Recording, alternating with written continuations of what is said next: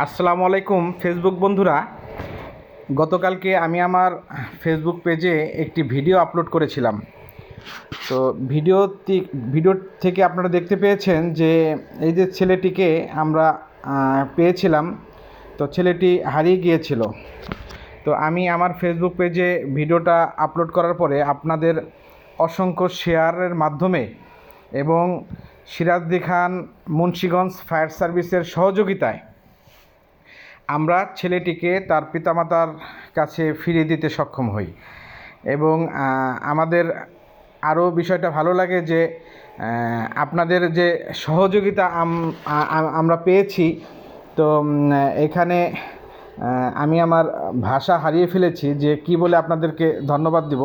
তবে আপনাদের সহযোগিতা এবং ফায়ার সার্ভিসের কর্মীদের অক্লান্ত পরিশ্রমের ফলে আমরা ছেলেটিকে তার পিতামাতার কাছে ফিরিয়ে দিতে সক্ষম হই।